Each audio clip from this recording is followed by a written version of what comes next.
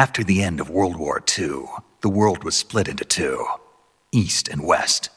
This marked the beginning of the era called the Cold War.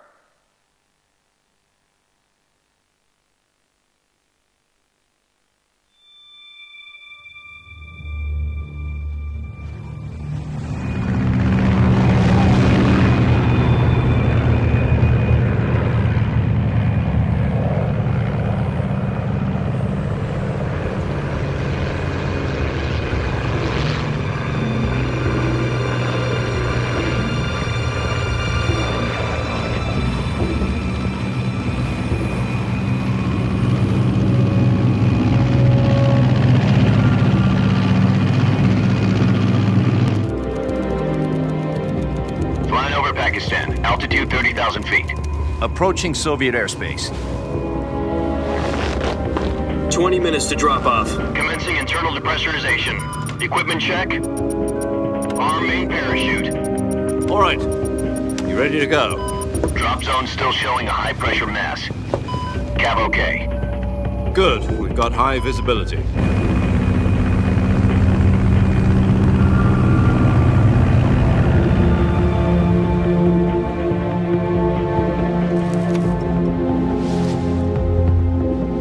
Put out that cigar. Connecting oxygen hose to interior connector. Put on your mask.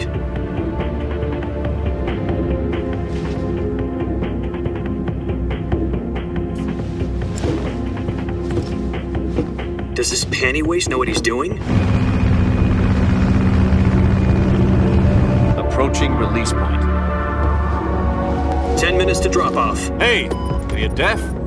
He said put out the cigar and put on your mask.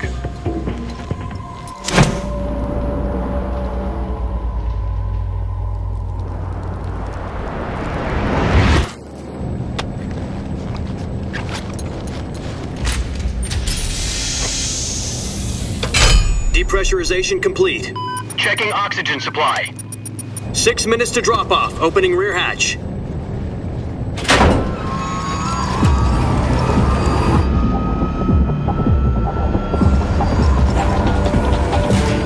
Sunrise.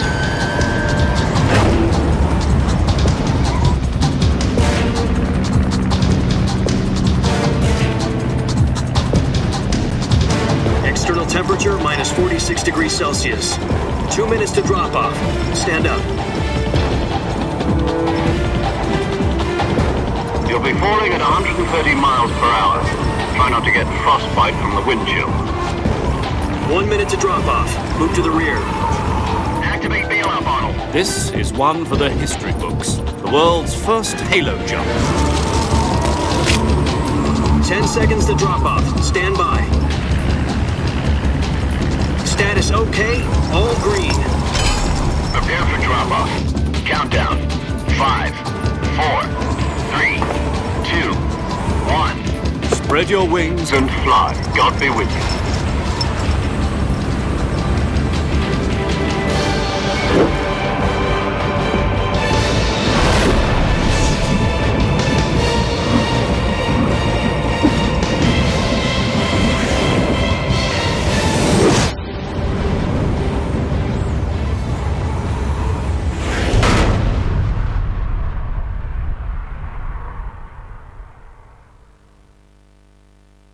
Jack, I've got some important news.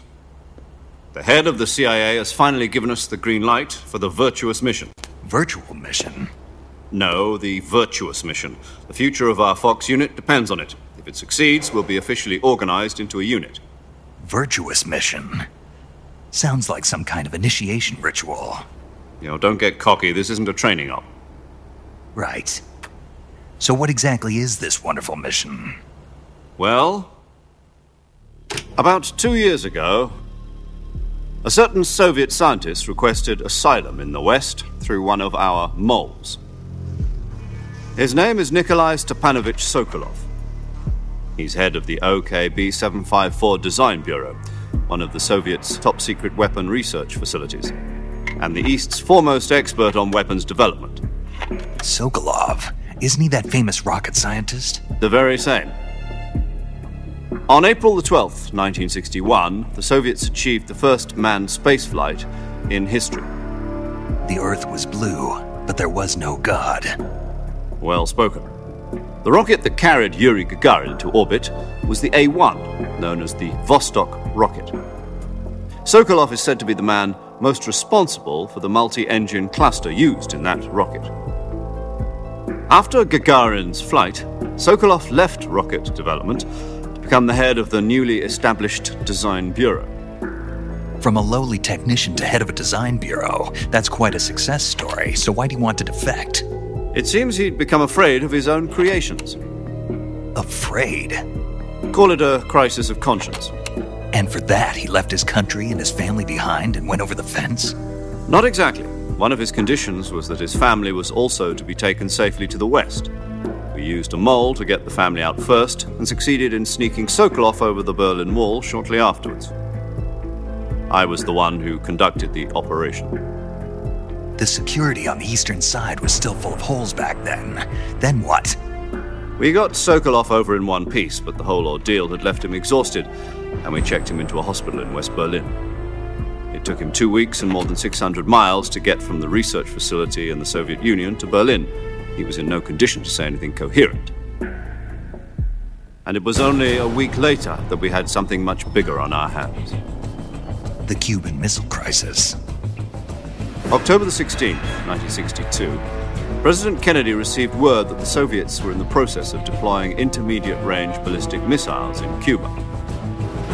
The President demanded that the Soviets dismantle and remove the missiles. At the same time, he announced a naval blockade to prevent further missile shipments from reaching Cuba.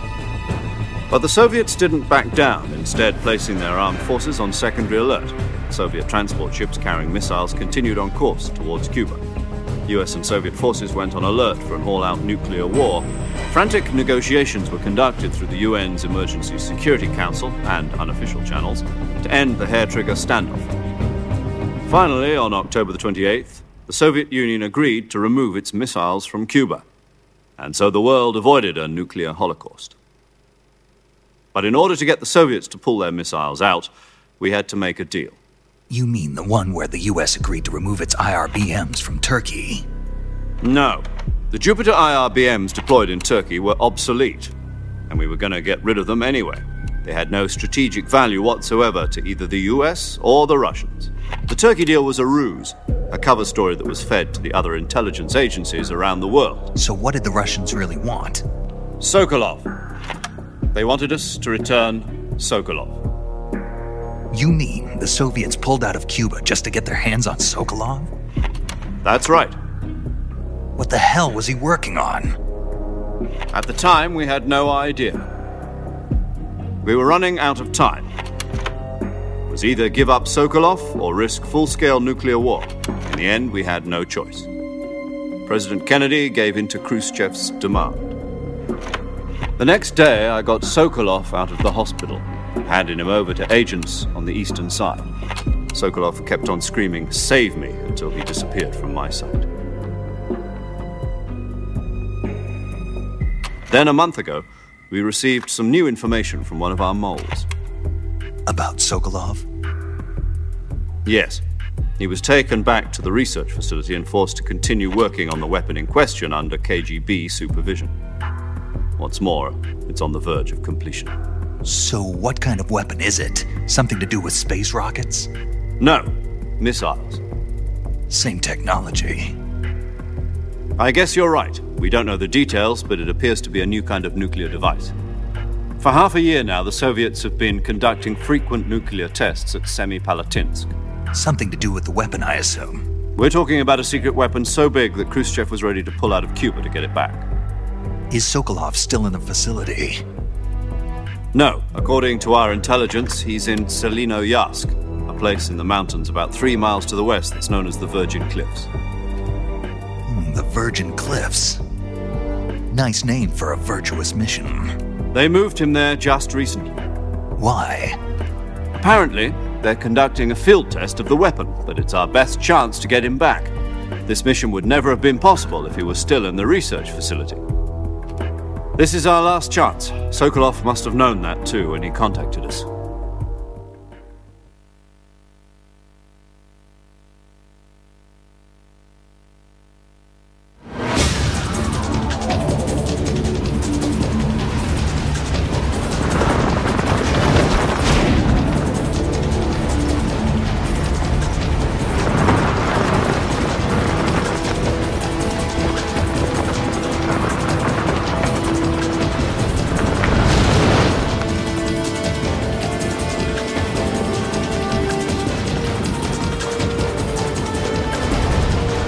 up, Jack. Your mission is to infiltrate Selino Yask in the Soviet mountains, ensure the safety of Sokolov, and bring him back to the West.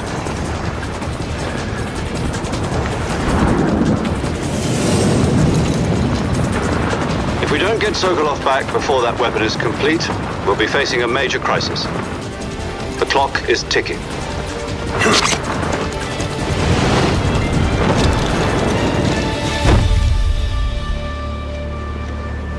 Once we've confirmed the rescue of Sokolov, stand by at the recovery point.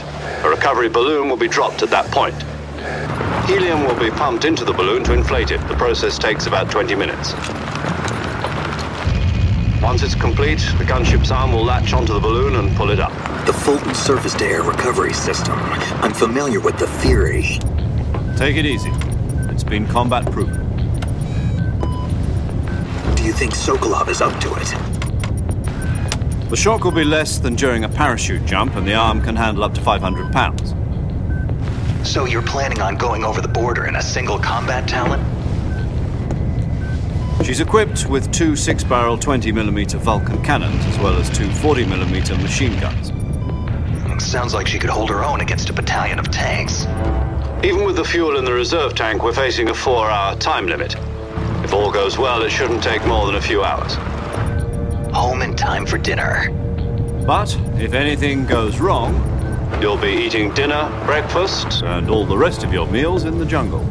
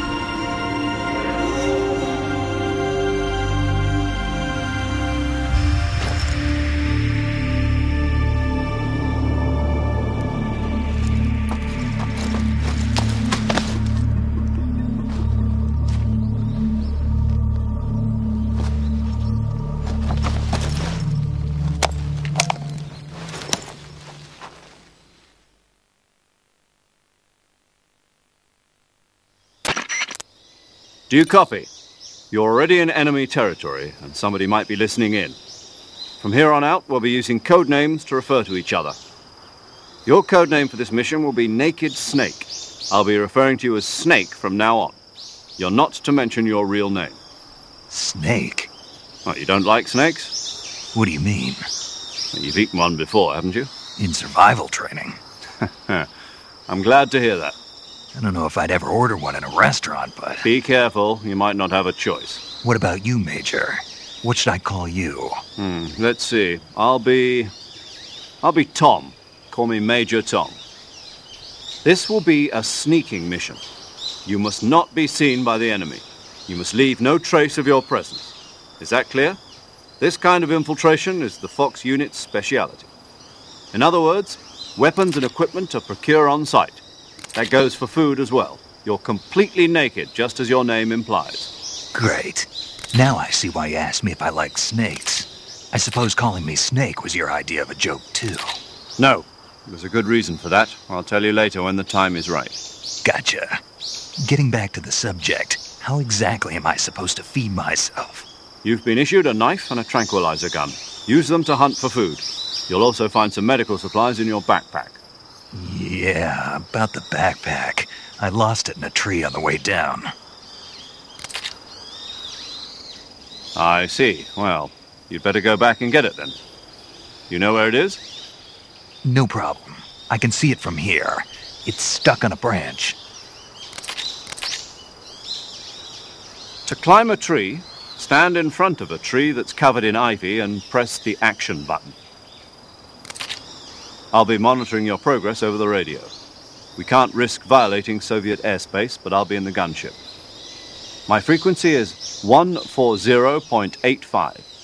I'll give you a call if I need to talk to you. If you need to talk to me, use the send function. Okay, Snake, go get your backpack.